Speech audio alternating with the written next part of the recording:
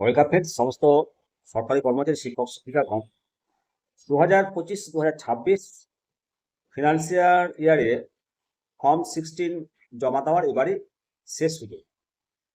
2026-2027 যে অর্থবর্ষ আসছে, সেই অর্থবর্ষে নতুন ফর্ম জমা দিতে হবে ফর্ম 16-এর বদলে।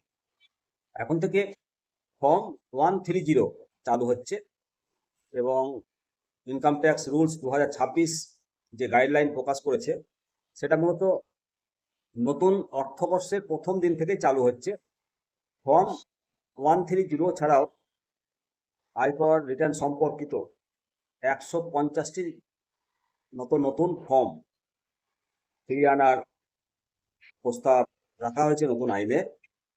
তো 1962 সালের নিয়ম মেনে যারা চাকরিজীবী, শিক্ষক এবং সরকারি কর্মচারী রয়েছেন, সমস্ত কিছু বাৎসরিক হিসেব নিকেশ করে বছর শেষে যে ফর্ম 16 আমরা জমা দিতাম, সেখানে দুটো অংশ থাকতো আমরা জানি, পার্ট এ এবং পার্ট বি।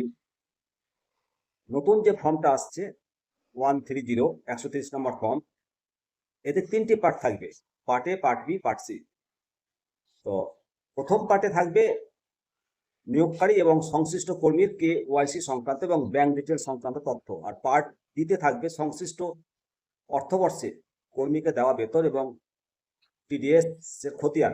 পার্ট সিতে আবার দুটো ভাগ থাকবে, অ্যানেক্সার এ, অ্যানেক্সার বি, মানে অ্যানেক্সার 1 এবং অ্যানেক্সার 2 আর কি। তো অ্যানেক্সার 1-এ থাকবে ইনকামেবল ট্যাক্স এর বিভিন্ন স্ল্যাব এবং মানে gross salary, exemption, deduction, total incomeable tax, tax payable, relief under section 157, TDS paid, net payable tax ইত্যাদি। আর অ্যানেক্সার 2-এ কিছু সিনিয়র সিটিজেনদের জন্য প্রযোজ্য থাকবে অ্যানেক্সার 2টা।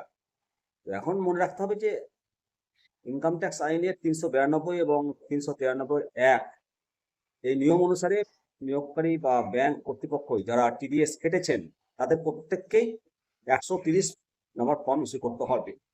কর্মচারী বেতন থেকে ট্যাক্স কাটা হলে এই ফর্ম ইস্যু করা বাধ্যতামূলক বলে জানিয়েছে এক নির্দেশিকায়। প্রতি 3 মাস যে TDS স্টেটমেন্ট ফর্ম 138 এটা ফিল আপ না করে শুধুমাত্র বছর শেষে ফর্ম 130 দেওয়া যাবে না। পাশাপাশি এই ফর্ম 130 অফলাইনে ইস্যু না করার ব্যাপারেও কড়া নির্দেশ দিয়েছে আয়কর দপ্তর। অবশ্যই পরবর্তী আপডেট আপনাদের সামনে আবার বিস্তারিত জানাবো। কমেন্ট সেকশনে কমেন্ট করবেন, জানার কি থাকবে। তো ভালো থাকবেন। জয় হিন্দ, জয় ভারত, বন্দে মাতরম।